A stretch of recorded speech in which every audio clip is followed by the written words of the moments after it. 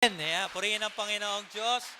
Yeah, palakpakan naman po natin yung pinagpala ng Diyos. Parang hindi po kayo, inaantok po kayo na nakakaantok po talaga yung gantong oras. Yan, kaya nga gawin niyo po sa katabi, sige lingunin niyo po yung katabi niyo. Sige lingunin po ninyo, wag po kayo mahiya. Lingunin po ninyo. Go po. Lingunin po ninyo tapos bugahan niyo. Yan. Para gising. Okay? So, good day everyone. Blessed day po, Impact Makers, and welcome sa ating tambayan na kung saan na matututo ka, pinagpala ka pa. Amen? Ito ang ating Youth Impact. Okay? So ngayon ay nasa uling yugto na tayo ng ating series ngayong buwan ng October na tinatawag na Gratitude Adjustment. Okay? Being grateful in ungrateful na mundo. Sino nakaranas ng part sa buhay niya na nagpasalamat ka kahit sa isang pangit na sitwasyon ng buhay mo? May kausap siguro. Ito yata kausap ko eh. Sino, ulitin ko po ang tanong sino ang nakaranas ng grateful na sitwasyon or nagpapasalamat ka kahit na medyo hindi maganda yung sitwasyon mo? Taas ang kamay. Amen. Palakpakan ng Panginoon sa buhay mo. Alam nyo kapatid, alam mo yung Impact Makers, napakahalaga ng merong kang pusong mapagpasalamat. Kasi ang pusong mapagpasalamat, alam niyo po, kayang-kayang magdala ng magandang vibes yan. Isipin po ninyo, even sa school, even sa mga kaibigan ninyo, kapag katropahan kayo, di ba kapag ka ang isang tao, bad mood, lahat yan magiging bad mood. Tama po ba? Tama? Tingnan mo yung katabi mo, yung itsura niyan. Bad mood, good mood. Di ba? Good. Bad yan, pagka nakita mo nakaganyan na siya, nakaganyan yan. Iba naman yun. Okay? So, hindi gumaganda ang isang araw kapag ka hindi ka mapagpasalamat or yung puso natin hindi mapagpasalamat. Kaya nga, from the first week ng ating series ng Gratitude Adjustment, bakit nga ba Gratitude Adjustment? Kasi kinakailangan nating mag-adjust ng ating puso, ng ating karakter, ng ating buhay sa panahon or sa mundo natin na kung saan hindi talaga grateful. Amen? Naintindihan mo naman po ako? Kasi baka nakatingin lang kayo, pagsasasabi nito. Pogi naman siya, kaya lang walang sense yung sinasabi. Parang hindi siya agring pogi tayo, no? Sige, hindi na lang. Okay? So, sabi ko nga, kailangan nating mag-adjust. Kasi talaga sa mundong ito, puro negative. Balita pa lang, negative na. Tama ba? Di ba, nakaraan lang, nakaranas tayo ng bagyo. Sino na bagyo ang bahay? Taas ang kamay. Amen. Di ba, hindi biro ang pinagdaanan natin. Ano pa ba? Sino rito yung nagkaroon ng problema when it comes sa school? Yung expected mo, pasado ka, bagsak ka pala. Di ba? Yung antaas ng chance mo eh. Ay, di, pasado ako. Nung makita mo yung grades at exam mo, 0 ka. Di ba? Amen po. So, may mga ganoong pagkakataon. Sabi nga, alam nyo mga Impact Makers, ang mundo ay unfair. Sabihin nga natin, unfair. Unfair ang mundo.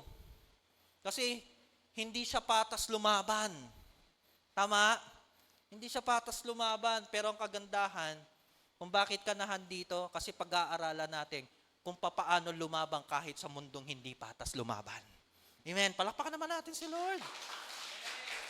Kaya nga simula ng ating series, sabi ko nga napakahalaga ng merong pusong mapagpasalamat. Whether ano man ang sitwasyon na meron tayo, kalagayan, or buhay mo natin.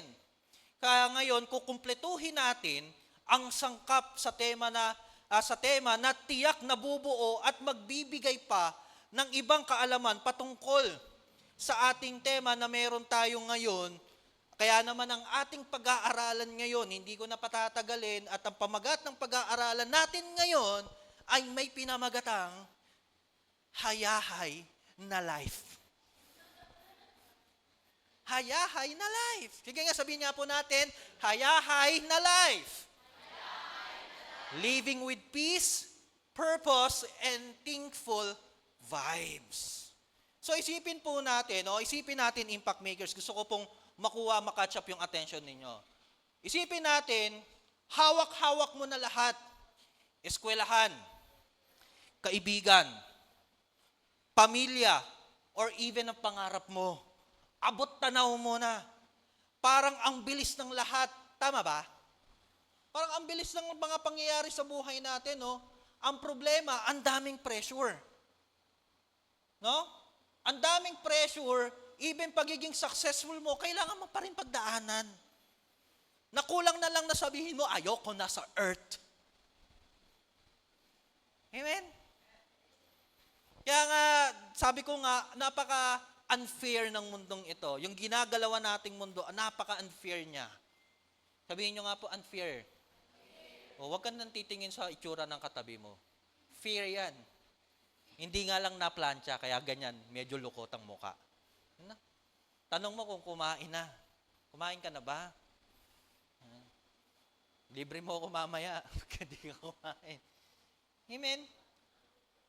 So, ang daming pressures, maging successful, makisabay sa iba, at parating okay lang. Pero paano kung sabihin ko sa inyo na may plano ang Diyos para sa atin na mamuhay ng may kapayapaan, merong layunin, at pasasalamat kahit pa sa gitna ng gulo ng buhay natin? Agree ba kayo doon? Parang ang hirap naman po niyan, pastor. Ang hirap pong magpasalamat kapag ka may pinagdadaanan ka. Imagine po ninyo, umiiyak ka pero lagi mo siya, salamat. Ang hirap. Tama ba? Ang hirap, may problema ka. Diba? Sino naka-experience dito, bagsak ka pero sabi mo, thank you Lord, bagsak ako. Walang ganun. Diba? Hirap. Pero joke lang po yun. Ang ibig ko po bang sabihin, yung problema natin personal. Amen? Kasi lahat naman tayo may pinagdadaanan. Even sa panahon po natin, even sa age po natin ng mga kabataan, may pinagdadaanan po tayo. Anong number 1 na pinagdadaanan ng isang kabataan? Peer pressure. What is the peer pressure? Yung kailangan mong makiayon sa iba. Kapag hindi ka nakiayon sa iba, pambihira, hindi ka in sa kanila. Ang tawag sa'yo, alien. Gara nito. Nagda-drugs kami, siya hindi, Nagbibisyo kami, siya hindi, Diba? Di ikaw na banal. Sabay kakantahan ka, no? Banal na aso. Ginawa ka pang aso, no? Gara. Diba? Ang hirap makisabay. Peer pressure, yan ang number 1 na pumupukpok sa ating mga kabataan. Kaya maraming mga kabataan na hindi nakakaranas ng pagpapala because of that. Kapag ka hindi ka in sa mundo, FO kayo ng kaibigan mo. Pero today, gusto kong sabihin sa iyo, kapatid, okay lang na maging iba sa iba. Kasi ang pagiging iba mo sa iba, pagpapala yan para sa iyo na ibinibigay ng Diyos. Amen ba? Palakpakan naman natin si Lord. Kaya nga ang ating topic ngayon ay makikita po natin, or ang ating scriptures ay makikita sa Colossians chapter 3 verse 15 to 17. Sabi po rito, let the peace of Christ rules in your heart. Since a member of one body, you were called to peace and be thankful. Let the message of Christ dwell among you richly as you teach and admonish one another with all wisdom through psalms, hymns, and songs from the Spirit, singing to God with the gratitude in your heart. Sa panahon ng may problema, kumanta ka. Kaso ang problema, yung kanta mo, pang problema din. No? May problema ka na, pero ang kanta mo, may problema din. No? Problema mo yung ka-chatmate mo. Hindi ka na chinachat. Tapos ang kanta mo, gusto ko nang taas nahilo ko. Yan. Hindi ka na kinakausap ng ka-textmate mo. Hindi ka na sinisin ng nagsisin sa'yo dati. Di ba? Pero ikaw, labang ka pa din. Yeah. Outs. Yung hindi ka na pinaglaban, ilalaban mo pa din. Kasi ang ganda po ng kanta ng December Avenue. Hanggang sa dulo ng ating walang hanggan. Wow. Yeah. Okay. Amen. 17, and whatever you do, whether in the word or deed, do it in all in the name of our Lord Jesus, giving thanks to God the Father through Him. Kaya nga, sa araw na ito, Impact Bakers, gusto ko pong maintindihan po natin, sabi ko nga, bagamat na tayo ay nasa mga murang edad, alam ko na dumadanas tayo ng matinding pagsubok sa buhay natin. Okay? Personal man yan, sa pamilya mo man yan, sa eskwelahan yan, etc. Pero gusto kong sabihin sa'yo na gusto ni Lord na maranasan mo yung pamagat ng ating kwento ngayon. Hayahay na life. Sino gustong hayahay? Amen. Diba? Sa radyo yan Diba? Anong gusto mo? Anong pangarap mo? Kapwa. Bakit? Para hayahay. Diba? Pero gusto talaga ni Lord yan, maging hayahay yung life mo sa panahon na meron kang pinagdadaanan at may pagsubok ka sa buhay. Amen. Sino po ang ready? Tumbling. Wala. Palakpak na lang kung hindi kaya. Rin ang Panginoong Diyos. Kaya naman, sabi ko nga po, alamin natin kung ano ang ibig sabihin ng mamuhay ng may kapayapaan, layunin, at pasasalamat na kayang baguhin, hindi lang tayo, kundi pati yung nasa paligid natin. Ito maganda. Nababago ka, nagkakaroon ng changes sa life mo, at the same time, yung mga kasama mo nababago. Ang ganda. Diba? Damay-damay na to. Amen? Kaya number 1 sa ating pong pag-aaralan na to is, verse 15 said, let the peace of Christ rules in your heart. Since as a member of one body, you were called to peace and be thankful. Number 1, para maranasan na yung hayahay na buhay is chill vibes tulad ng kay Christ. Wow! Grabe, no? Sige nga, sabay-sabay tayo. 1, 2, 3, go! Chill vibes tulad ng kay Christ. Sabi doon sa verse 15, let the peace of Christ rules in your heart. Imagine yung Jesus na kilala natin, chill lang yan. Ibig sabihin ng chill, payapa yan. Amen. Kalmado lang, kalma lang tayo, tol. Amen. Naiintindihan pa po ba ako? Parang baka hindi nyo na ako naiintindihan. Sabihin nyo lang po, chill lang tayo. Kasi yung Jesus na kilala natin, chill lang. Kasi gusto ni Lord, chill lang ang buhay natin here in this earth. Amen? Kalmado, peace. Yun ang gusto na mangyari ng Panginoon. Sabi nga po in these verses, ine-emphasize na magkaroon or maalaw yung peace na ibinibigay ng Diyos para sa atin. Bakit? Kasi ito yung tinatawag na acting of guide and force with us. Ito yung panahon na kung saan gusto ng Panginoon na yung peace na meron siya ang mag-rule sa buhay mo para maging payapa rin ang life mo. Amen? Does that make sense po? Naintindihan po ako? Pastor, di kita naiintindihan Pogi ka, pero di kita naiintindihan. Tawa po kayo, joke po iyon. Yan, tatawa po kayo.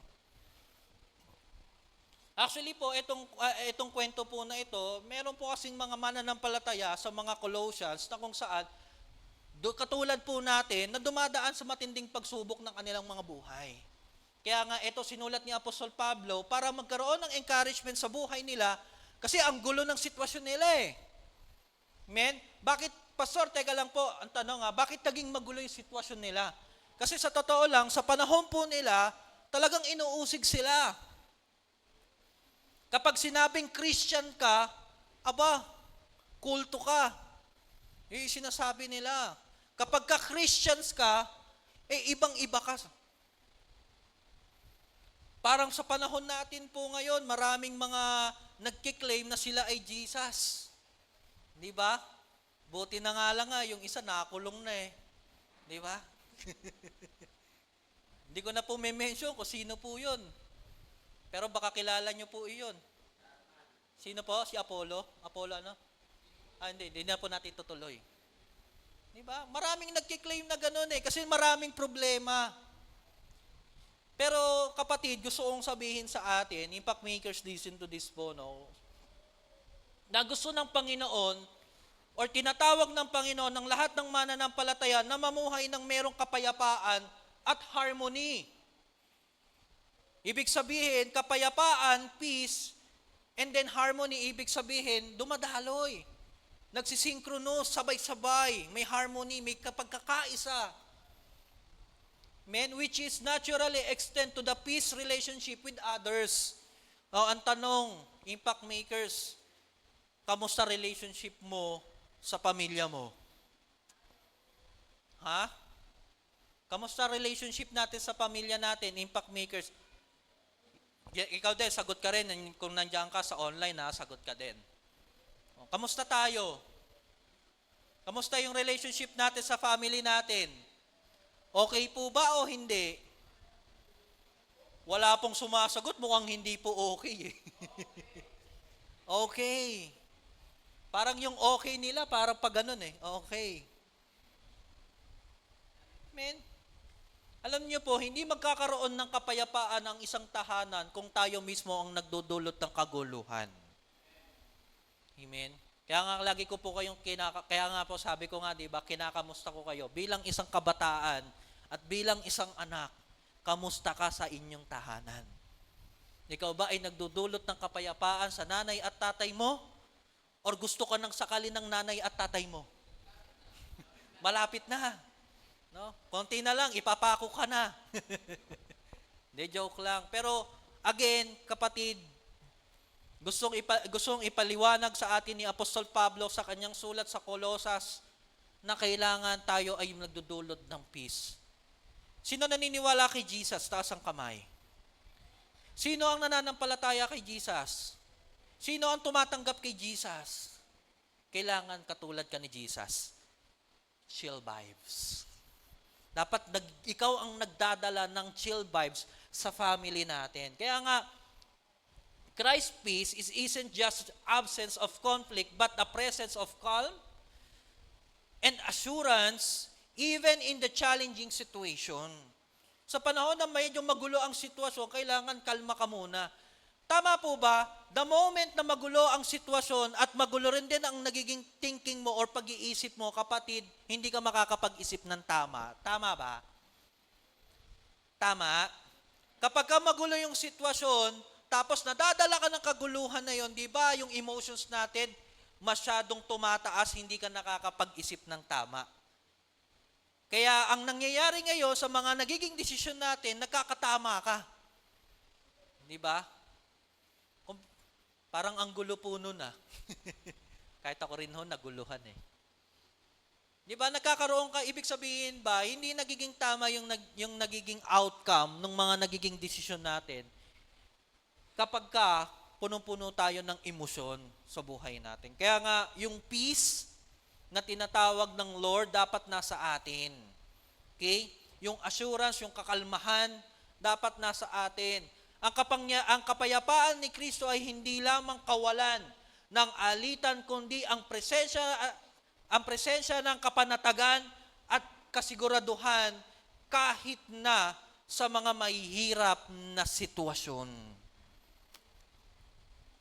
Kaya naman, impact makers, katulad sa school, di ba? Usually sa school natin, lahat naman tayo nag-aaral po rito, tama? May nagtatrabaho na po ba? Wala pa naman. Sa school, di ba, ang tindi ng pressure natin, lalo na lalo na ngayon, di ba, tama? Mag-exam na, examination day na, tama? Ang pressure natin, ano po?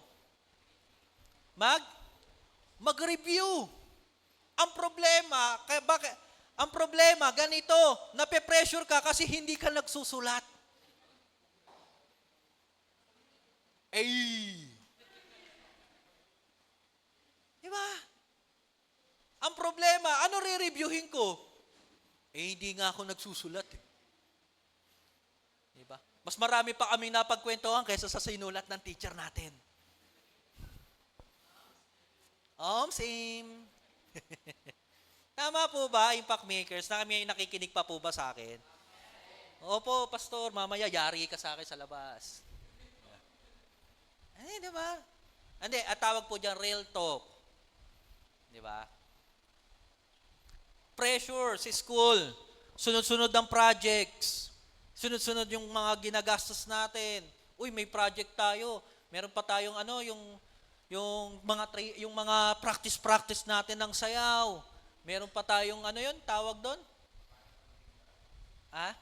Sabayang pagbigkas. Bukod na sa sabayang pagbigkas, sabayang pag-indak. Yeah, may ganun pa. Diba? Nakaka-pressure. Tapos nag-aaral ka pa, nagre-review ka pa.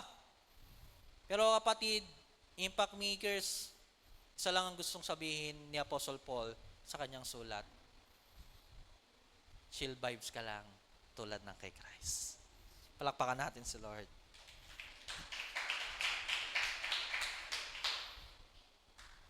Kaya naman, sa applications natin, kailangan nating ipakita yung kakalmahan na meron ng Panginoong Jesucristo sa buhay natin.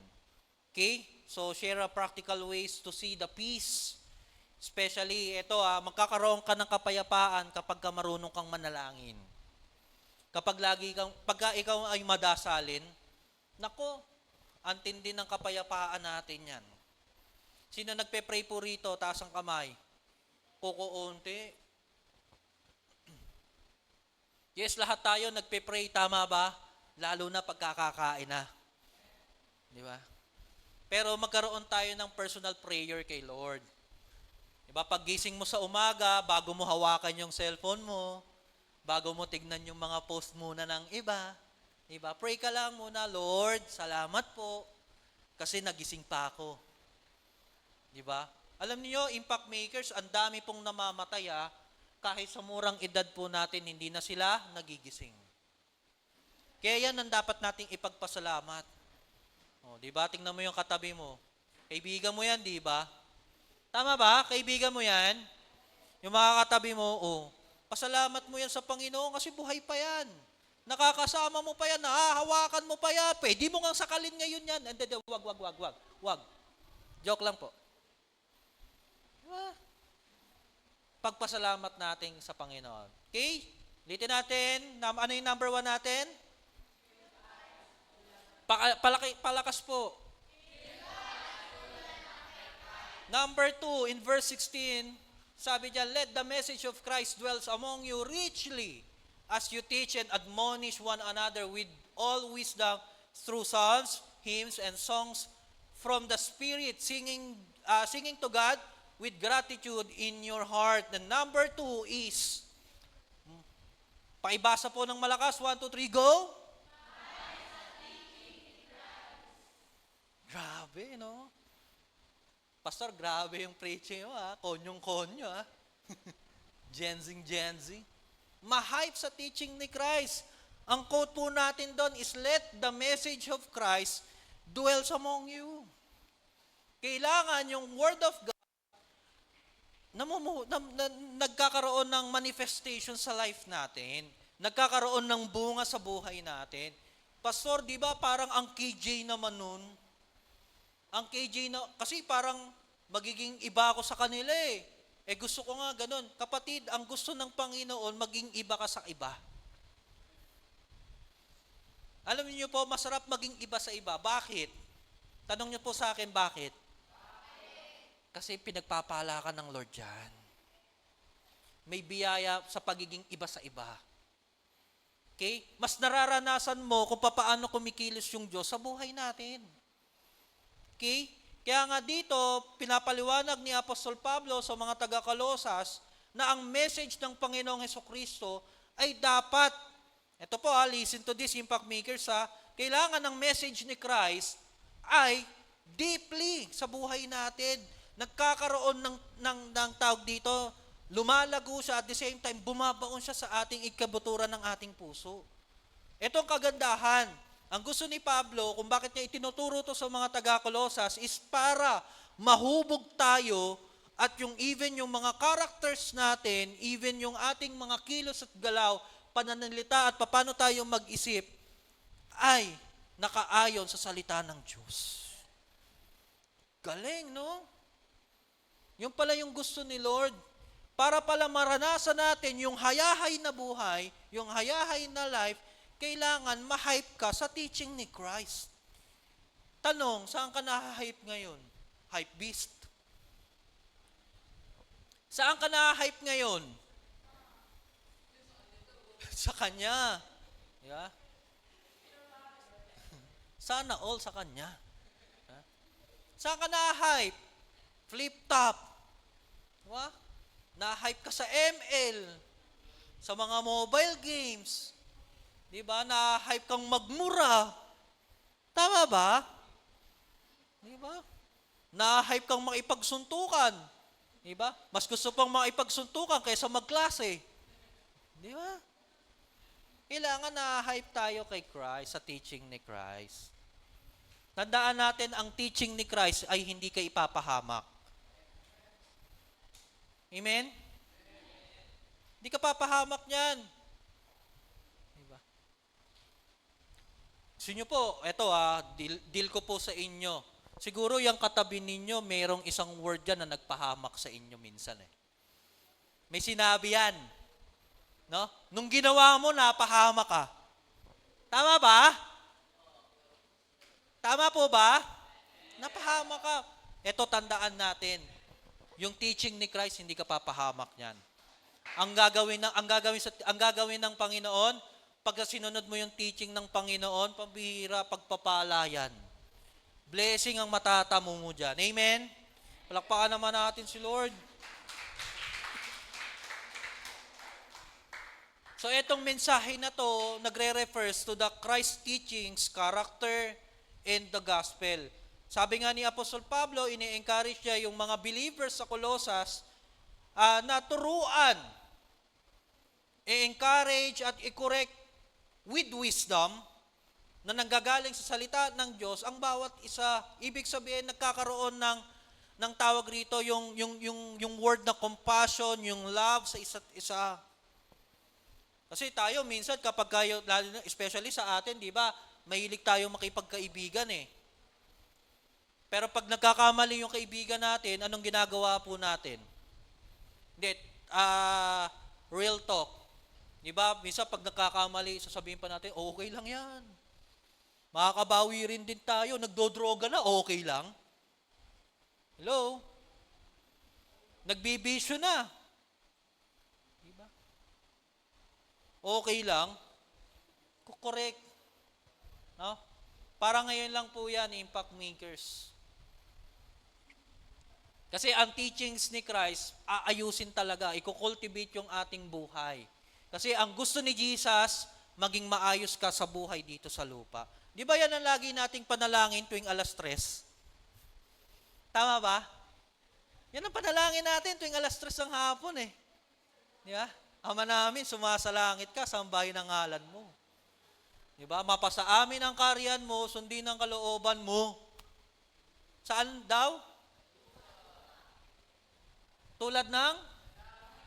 Di ba? Bigyan niyo ako ng beat.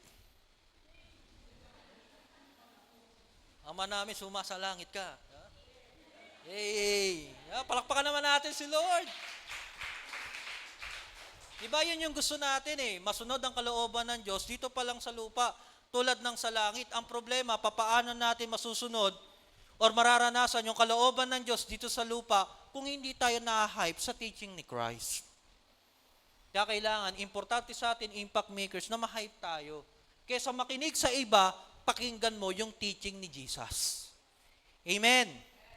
Makinig tayo, especially na ngayon. Di ba? Bibihira lang tumayo ang poging pastor nyo. Woo! Woo! Huwag na maulit. Woo! Ay, nakikinig tayo. Amen? So sabi nga po, discuss the power of supportive community, positive friendship sa environment natin. Kaya nga, this message of Christ, His love, teachings, and grace should fill our lives with and flow out in how we treat each other. Ang mensahe ni Kristo, ang kanyang pagmamahal, mga aral at biyaya ay dapat ito yung nagpupuno sa ating buhay at makita sa atin, especially na sa kilos at galaw po natin. Sa ating especially sa pakikitungo natin sa iba. 'Di ba? Kailangan nakikita kung sino ka. Dapat nakikita ka kung ano yung pinaglilingkuran mo. Alam nyo, impact makers, mahirap talagang mag-stand sa pananampalataya na meron ka ngayon. Pero uulitin ko, pag nag-stand ka, ang ganda ng pagpapala ng Diyos sa buhay mo. Gusto nyo maranasang pagpalain ka? Mag-stand ka sa faith mo sa Lord. Amen? And last, number 3, sabi ng verse 17, and whatever you do, whether in the word or deed, do it in all the name of the Lord Jesus, giving thanks to God, the Father, through Him. And number 3 and last, sabay-sabay po tayo. 1, 2, 3, go!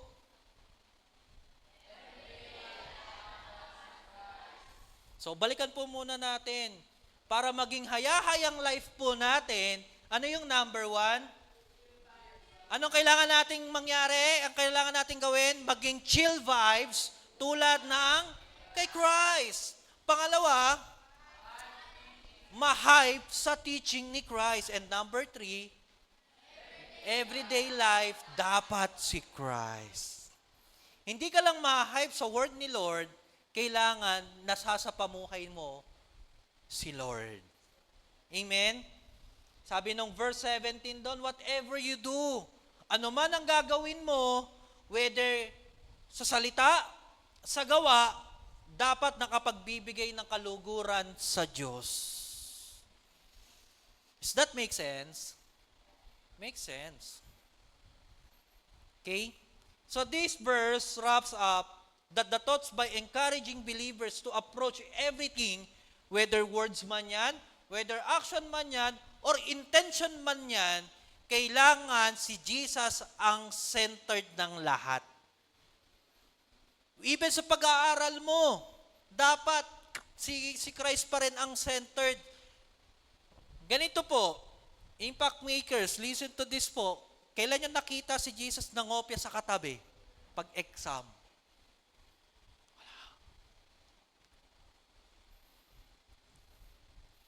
Kailan nyo nakita si Jesus nangupit sa bulsa ng nanay niya? Wala. Kaya nga dapat, everyday life, si Christ. Dapat nakikita sa atin yun. Amen? May kausap pa po ba ako? Dapat nagre-reflect sa atin, dapat ang mindset natin, dapat si Jesus. Okay?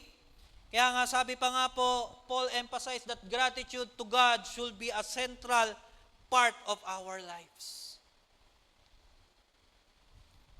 This continual thankfulness, acknowledging that we do this, ultimate for God's glory and done through Christ who empower us.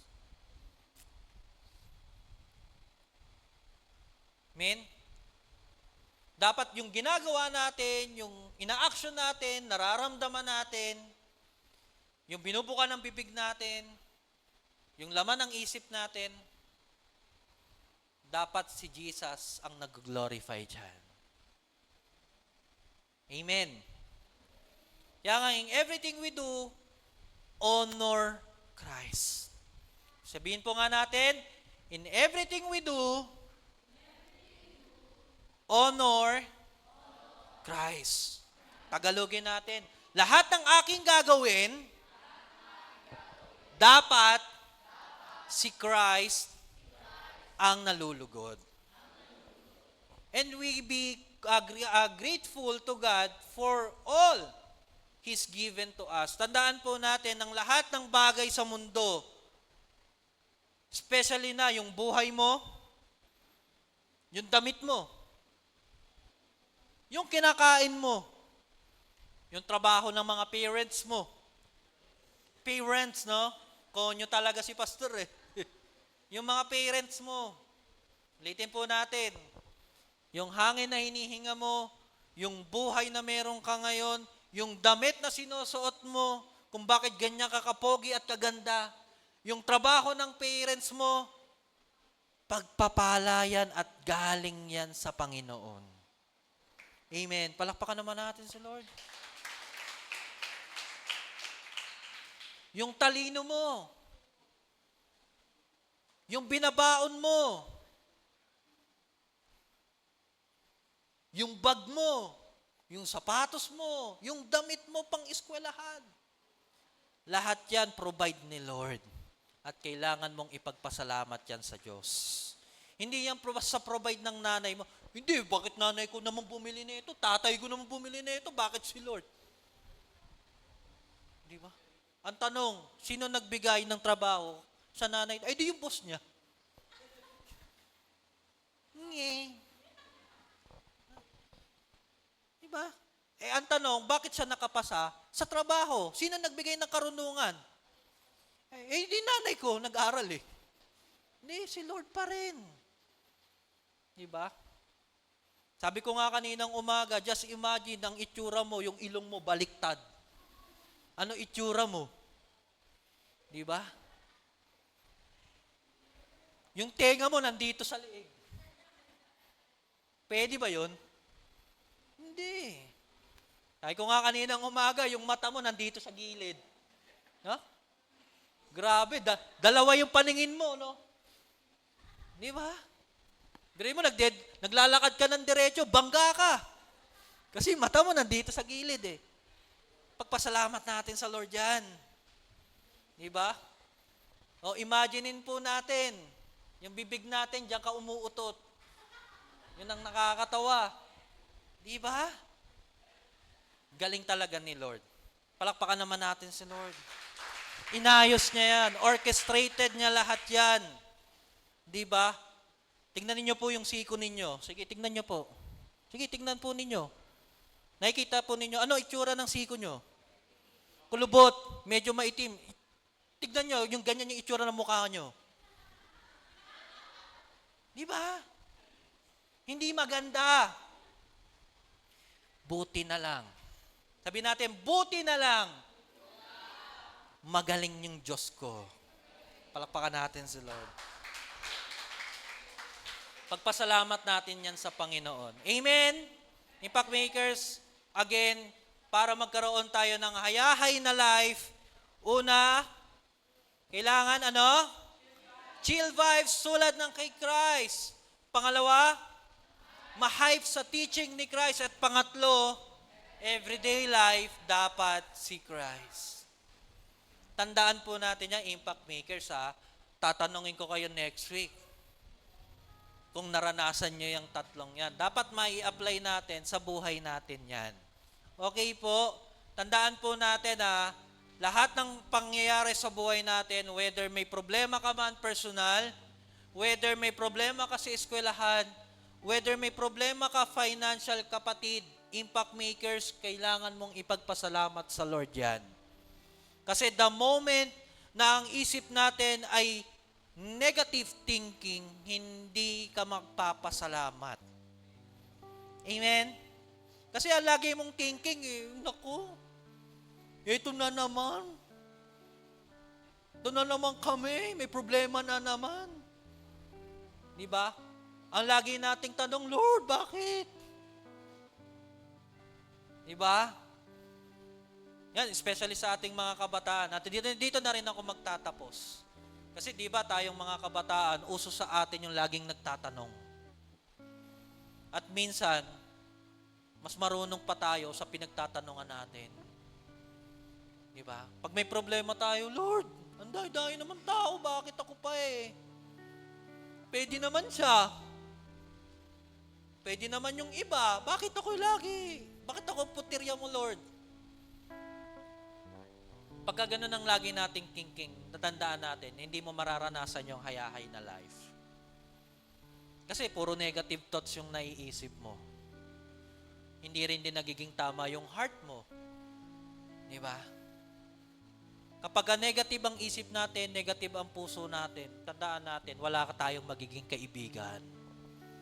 Tama ba? Buti na lang po, marami akong kaibigan. Ito kagandahan. Pag naranasan mo yung hayahay na life na binibigay ni Christ, sisiguraduhin ko, kahit sila, mararanasan nila yung pagpapala mo sa buhay nila. Di ba ang sarap maglingkod, ang sarap uma-attend ka ng church na kasama mo yung iba mong kaibigan. Amen? Biruin nyo, ilan kayo magkakaibigan mga anak? Ilan kaibigan mo? 8. Ilan yung nandito? 2 lang. Di ba ang sarap ng mga tropahan kayo, 8 kayo naglilingkod kay Lord? Di ba ang sarap noon na magkakaibigan kayo, nag-worship kayo sa Panginoon? Di ba? Ang sarap noon na nakikinig kayo sa Lord, nang buo kayo, kompleto kayo. Pero bago mangyari yon, kailangan ma-experience mo muna ito. Kailangan ikaw muna mag-apply nito. Tandaan natin, hindi tayo makakapag-invite or hindi natin maaakay yung mga friends natin. And listen to this, Impact Makers hindi natin may invite yung mga friends natin hanggat hindi nakikita sa atin kung sino si Jesus sa buhay natin. Amen? Kasi pagdating, even lang sa family natin kamusta kayo bilang mga anak? Katulad ng tanong ko.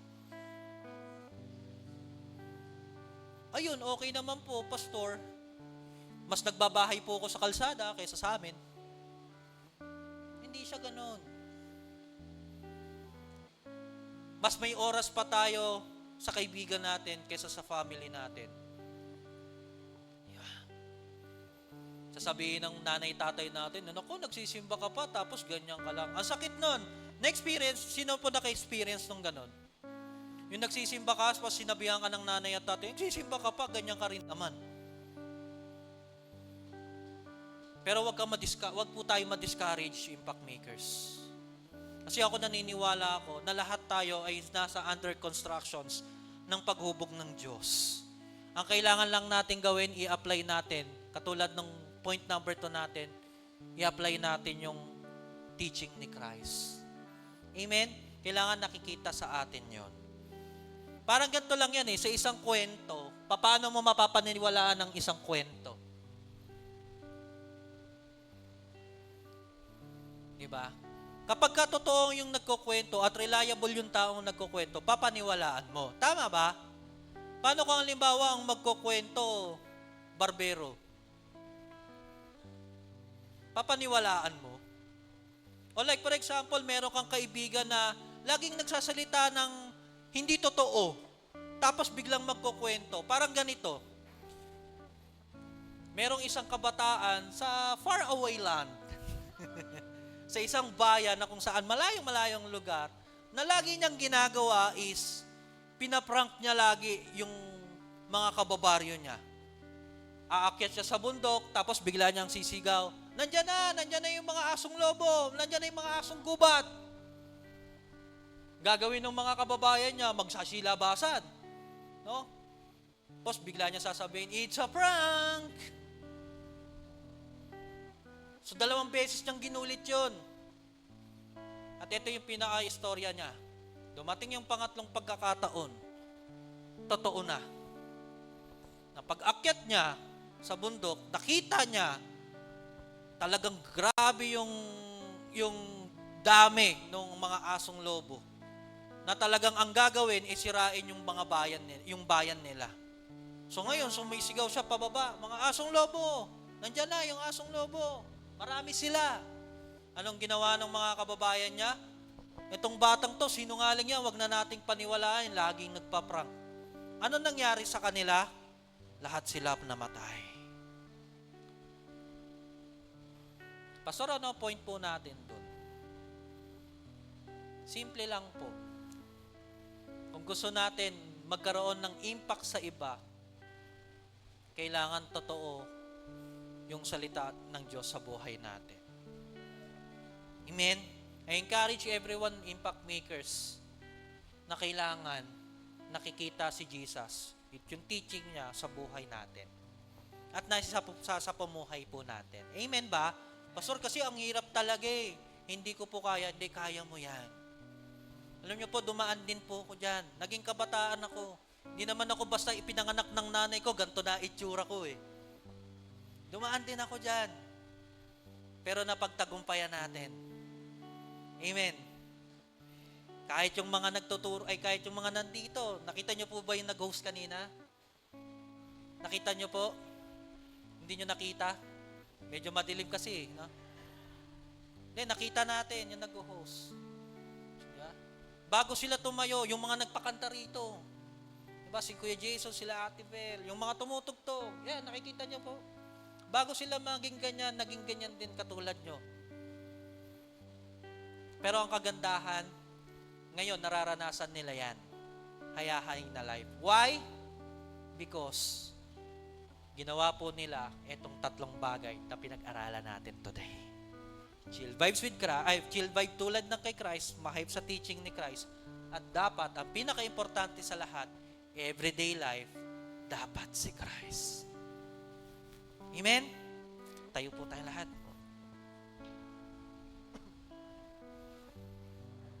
Pikit po tayo, impact makers, pikit tayo. Pikit tayo, pray tayo.